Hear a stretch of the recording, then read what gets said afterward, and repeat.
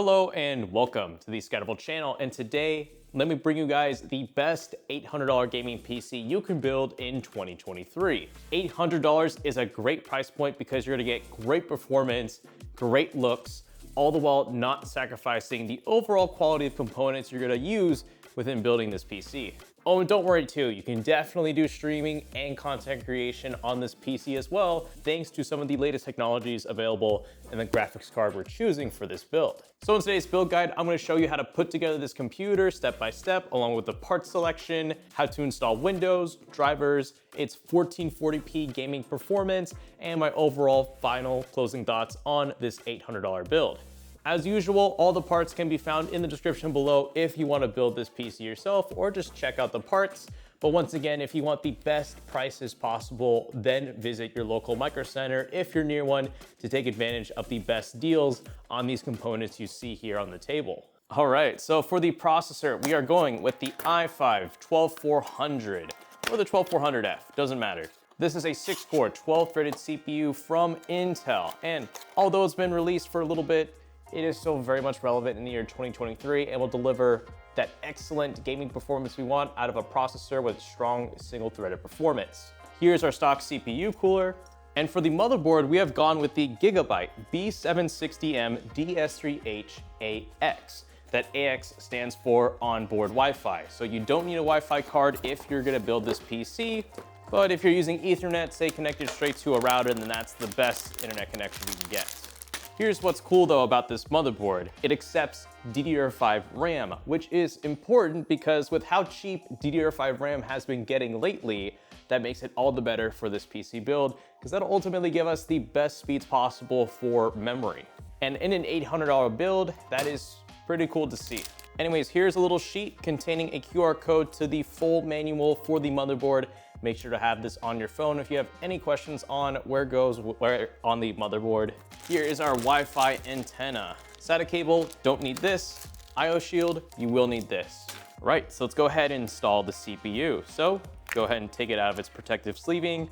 Make sure to locate the triangle on the bottom left of the CPU and locate the triangle on the bottom left of the socket. Pull open this tab, open up the bracket, drop in the CPU into the motherboard socket, give it a little jiggle, make sure it's in there, close the bracket, press down this lever, this plastic black piece should come off, and this is what your CPU should look like inside the motherboard. Then let's go ahead and install the CPU cooler that was found inside the box and put this onto the motherboard. As you can see, there's already thermal paste applied on the bottom side, so it really doesn't matter where we orient this, but note your cable here. So let's put it like this, line it up with the 4 holes on the motherboard, press in one side, press in the other side. There we go. Right here where it says CPU fan on your motherboard, go ahead and plug in your CPU cooler into here. And now let's go ahead and install the memory and the storage. So for our memory, we are using 32 gigabytes of 5600 megahertz DDR5 memory from Team Group, that being their entry-level Vulkan series of memory. Now this DDR5 RAM kit, I believe at the time of making this video, cost about $85, which is actually not too shabby. And best of all, with this DDR5 RAM kit, you will be on the latest form of DDR memory, so you won't need to say if you had DDR4 memory, upgrade to DDR5 with a new motherboard. You won't have to do that in this system because it already supports DDR5 RAM right off the bat. Then for our storage, we are going with a 1 terabyte Samsung 980 M.2 SSD. And at Microcenter, these Samsung drives are going for really cheap prices. I think this can be had for about $50, and that for a 1 terabyte hard drive is such a steal. And once again, it's one of the reasons why we shop at Microcenter, because their memory and storage deals are so good. So getting this kind of quality out of a 1 terabyte hard drive for $50, it's just too good to pass up. Now let's go ahead and install our memory, and we're going to open up tabs A2 and B2. Don't ask me why, that's just always been the case for memory. Make sure this lines up with the correct inserts on the RAM slot, because it will only go in a certain way. There we go. Make sure to give it a firm press and make sure to hear that click. There we go, that is all the way in. And now using a Phillips head 1 screwdriver, which is a little bit smaller than a regular Phillips head, unscrew your M.2 heatsink And if you flip this around, there should be a little plastic thing you've gotta rip off. Then insert your M.2 SSD into the motherboard. There should be a little notch on the connector that lines up with this little insert here on the M.2 SSD. And this should really only go in one way. There we go. That is in there. Reinsert the heatsink and screw this back in. With our memory, storage, CPU, and CPU cooler installed, let's go ahead and place this motherboard into the PC case. So let's go ahead and insert the motherboard into the case, which I've chosen the Bitfinex Nova Mesh SE, not SE, M-ATX. So this is a micro ATX of one of their most popular cases. It's got really good value. Mesh front, comes with 4 pre-included ARGB fans. Sorry, 3. Oh, and there's one part that's also really cool about it that I want to show you guys. If we take off the side panel and we flip around the case, right there is an integrated fan and RGB controller that'll control all the RGB and all of the fans inside this case. And best of all, it's already pre-routed. So all we have to do is literally plug this into our motherboard and our case fans will be completely controllable from our software inside Windows. But on the back of here is also some things we need, like this baggie right here, where all of the screws we'll need to install everything we need into this PC case can be found. All right, we got some zip ties here. Don't really need those for right now. Ooh, we got a little BIOS speaker right here. This is kind of handy if you just want to have something that'll tell you if your computer works or not when you first boot it up. Kind of neat to have. And then here are all of our screws. This is what we'll need. And before you go ahead and just go gung-ho inside the PC case, we gotta insert that IO shield from our motherboard box. And this will only go in a certain way. There's a side with just a flat side, and then there's a side with these pokey bits sticking out. Make sure the side with pokey bits are sticking inside the PC case, because that's where the motherboard is gonna make contact with this IO shield. So go ahead and insert this like so. You'll know if you insert it in incorrectly or not once you place it in the motherboard, so can't mess this up. Press in 4 corners, make sure it's in there, voila. So here's something cool. All of the standoffs we need for our motherboard are already pre-installed into this PC case, which is super awesome, meaning we don't need to install any new ones, with the exception of these 2 right here. So with our 2 missing standoffs in place, now let's go ahead and drop in the motherboard, line it up with the IO shield, and make sure the standoffs are in line with the holes. Now, using these screws you see here on screen, let's go ahead and start getting these into the motherboard, but don't screw these in all the way. Just make sure they make a little bit of contact, because once we get all of these screws in, then we'll go ahead and tighten each of them individually so we have equal pressure onto all sides of the motherboard. Okay, and with this last screw in, now let's go ahead and choose one corner of the motherboard, completely tighten this one, go to the other side, completely tighten this one, other side, rinse and repeat. All right. By the way, if you're confused at all for where to put what inside this PC case, then once again, there's a manual that comes with pretty much everything in this PC build showing you what to do what. So always refer to this if you're confused at all. So for our power supply, we're going with a 650 watt 80 plus bronze power supply, which will be enough for our CPU and GPU. I requested 2 of them and only got 1, so I'm gonna have to use a backup here from Thermaltake. So trust me, this is more than plenty for this system, but as a means of just needing a power supply for this build, I gotta go with the spare one, which is super overkill. Now, if you actually got the power supply with this build, or really any non-modular power supply, you won't have to worry about selecting the cables if you have, say, a semi-modular power supply. But if you did get a semi-modular power supply, all you need for this build is just a CPU power cable, motherboard power cable, and PCIe power cable for your graphics card, motherboard, and CPU. Oh, and one other one. You know that really cool fan and RGB controller in the back of this Bitfinex case? Well, to power that entire controller up, you will need a traditional SATA power cable like this one here. So we're just gonna take care of this. So yeah, if you have a non-modular power supply like this one, don't worry about what I'm doing right here. But if you have a semi-modular one, I guess go ahead and plug in all of your required power cables, because now we're gonna go ahead and install the power supply into the PC case. So if you look through the bag with all of the screws we'll need to install into this PC case, you should find these thicker screws used for the power supply and for installing our graphics card to the PC case. So let's go ahead and use these to install our power supply into the bottom of the PC case, which, by the way, fan side down. Bring this in. There should be these 4 holes here on the back of the PC case, and go ahead and screw in those thicker screws into the power supply from the case.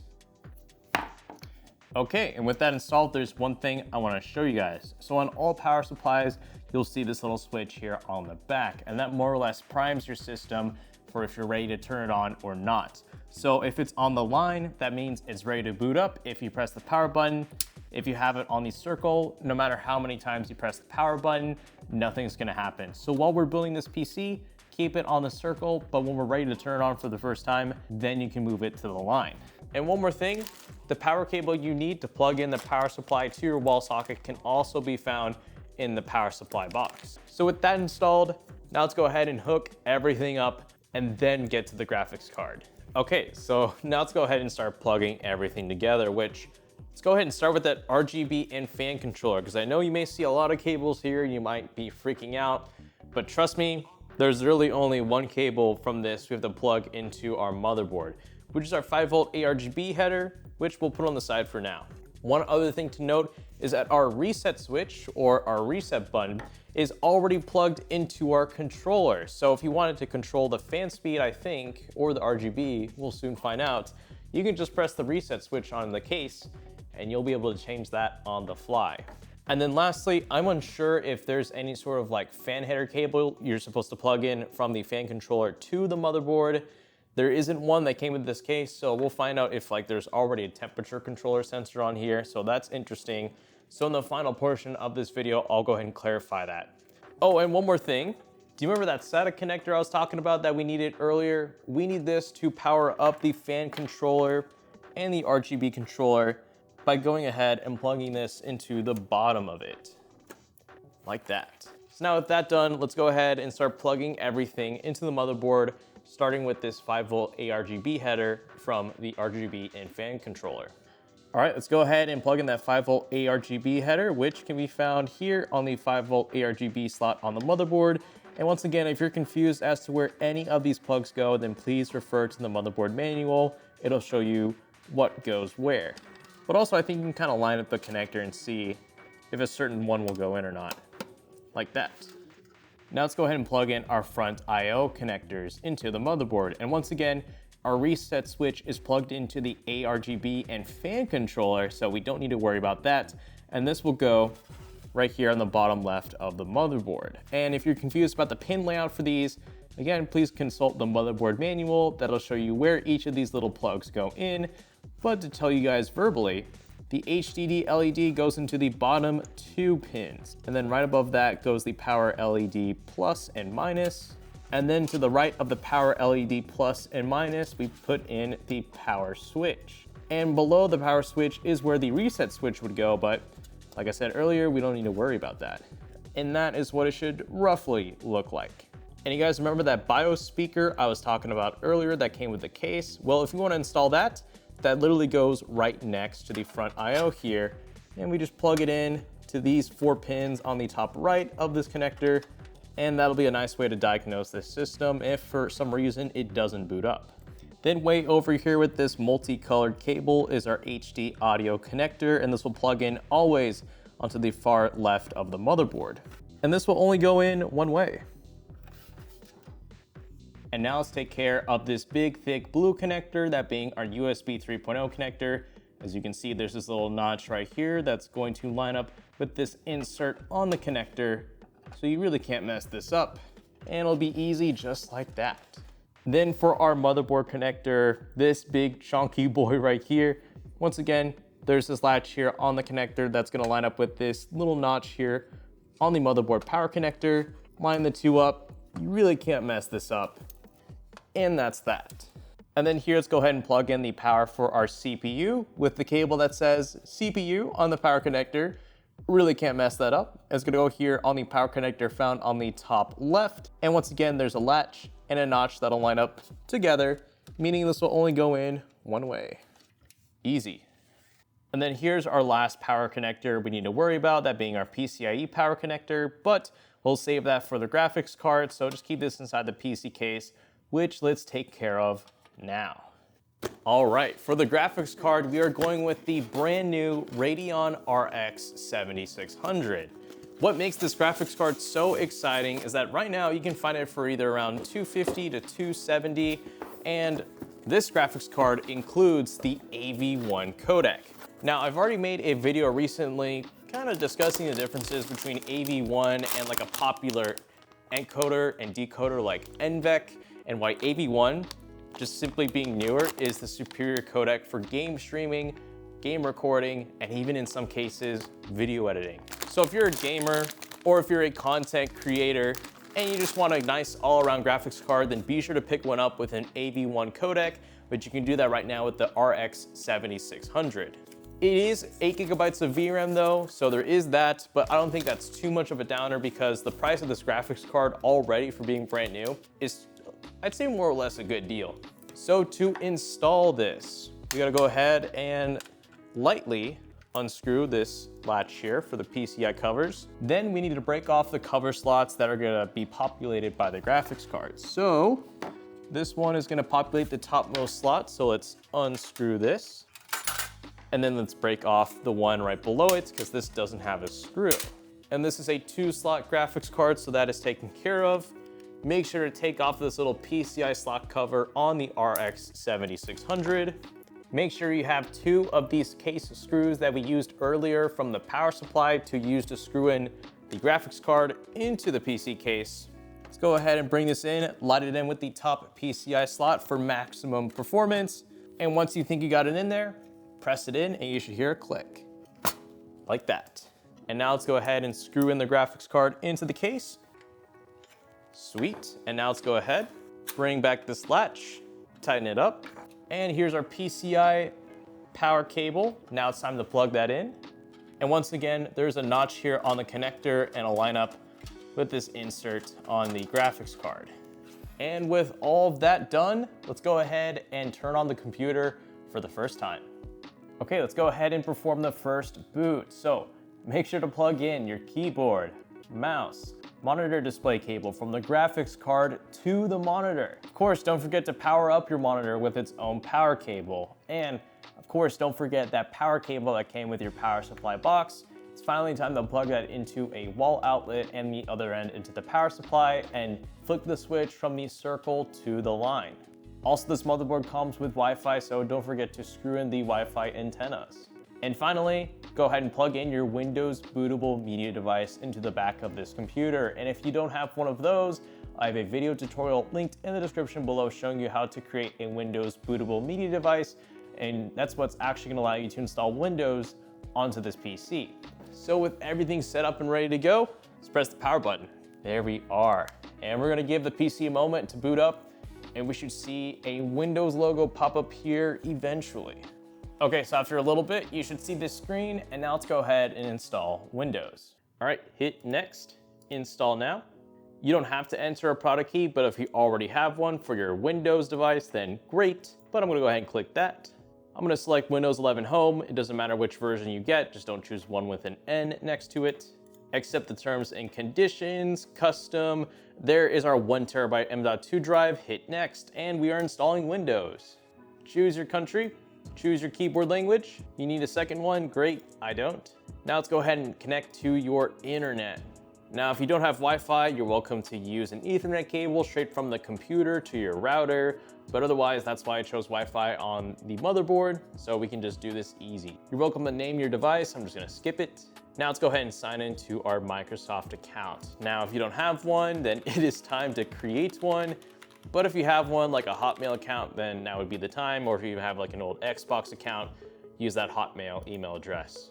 So if you're given this, which hopefully you shouldn't, if this is a brand new computer, just hit View More Options, Set Up as a New Device. Here, let's go ahead and create the PIN, which is what we'll use every time we log into this computer.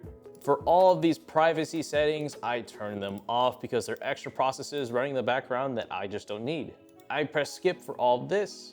Don't need that, don't need that, don't need that, don't need that, and we are finished. So if you see this Gigabyte Control Center, actually go ahead and install that, because that'll let us manage all of our chipset drivers for this motherboard. That way that just makes the whole process for like updating anything motherboard wise pretty easy. But while we're here, let's go ahead and install graphics card drivers. So let's go ahead and type in Radeon drivers into whatever search engine we want. Click the AMD.com link.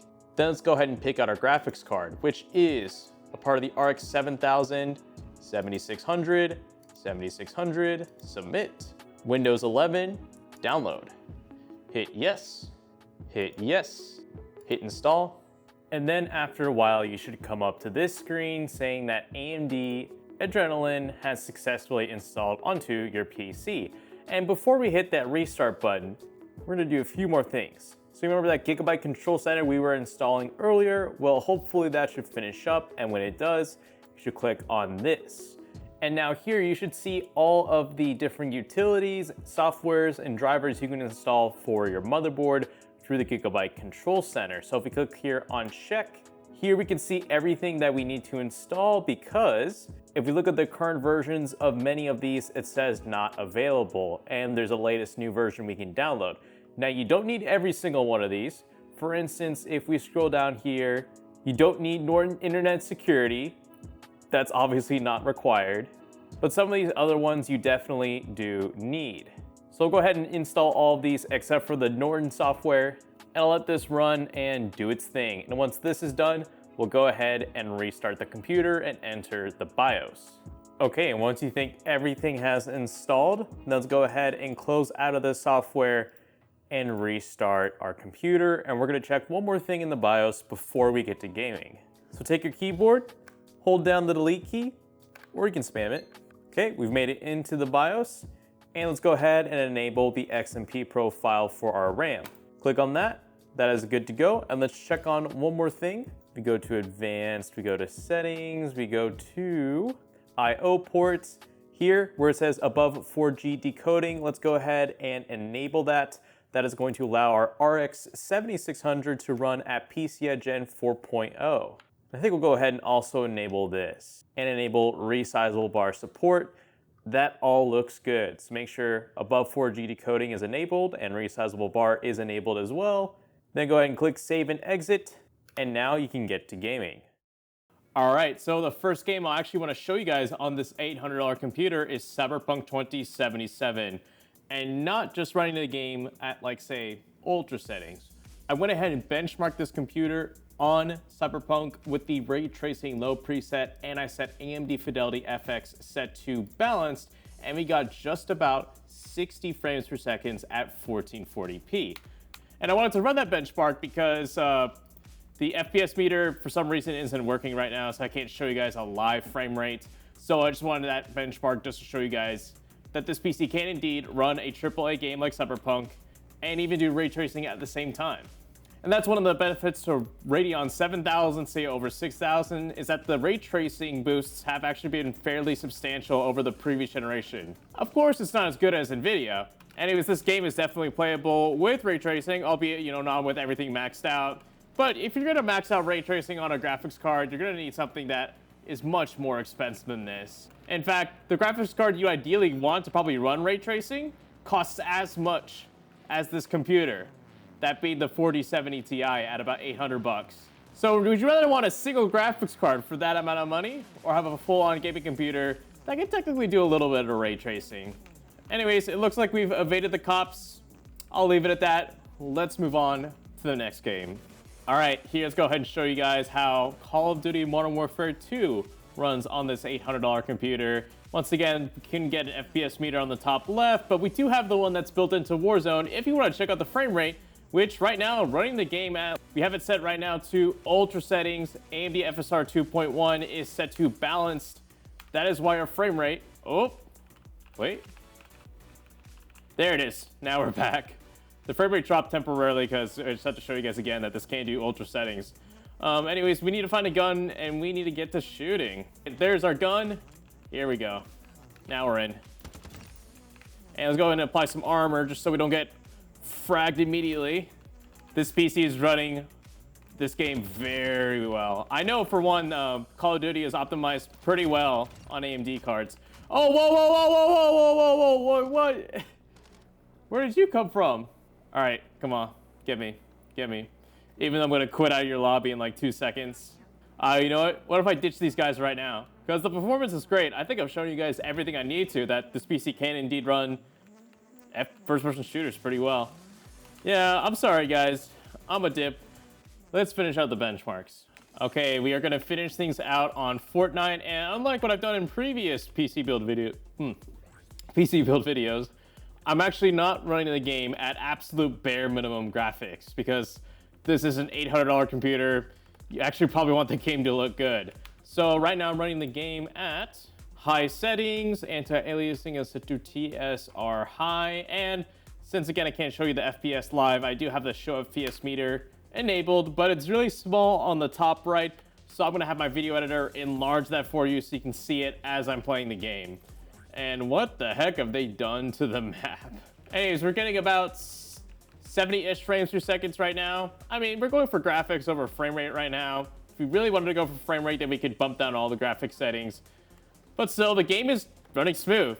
If you needed a competitive frame rate, yeah, you could probably lower the graphics settings, but I'm happy with this. But let's see if that frame rate holds when we get into a big battle later on in the map. Oh my god, what is going on with the game? There's all these noises and crap, and now like I'm getting bombarded now, like, show yourself. Oh nah, he got me on that one. Oh yes, trees, yes. And you know, let's get lower in the tree so they don't hit us. Except, yeah, we just fell out. All right. Can we get 1 kill? Oh, we're gonna get no kills. Wait. Nah. So right now in the middle of this big team battle, we are getting actually more frame rate than before. We're getting about 80 to 90. You know what? I think I'm good. I'm gonna call it. I'm happy with the performance. Wait. You know, I'm counting that. Let's go ahead and close out the video. Okay, don't click off the video yet. We still have a few more things to discuss with this $800 PC build, like its gameplay recordings. So all that footage you just saw from the gameplay section was done in this computer through the Radeon software with that AV1 codec I was talking about earlier. And the efficiency and quality that you're getting on that AV1 codec is the best right now. It's better than NVENC, and it's better than Radeon's previous AVC encoder from Relive. So for instance, that 6-minute gameplay clip of Fortnite that I used for the benchmarks came out to about 1.4 gigabytes in total size at a bit rate of 30 megabits per second. And you don't need to go really high in the bit rate for AV1 to get great results. So I see that as a win because I'll take up less storage on your PC. And when it comes to streaming, that same sort of efficiency for that AV1 codec is gonna be awesome for delivering even better streaming quality at a lower internet bandwidth. Well, actually I meant to say using a lower internet bandwidth. Spec-wise, I think this is pretty handy. The RX 7600 is probably the best choice of a graphics card in its price range right now. Even though it does have that 8 GB VRAM buffer, it is on the latest Radeon architecture, which shows to be better when it comes to ray tracing, if that all interests you.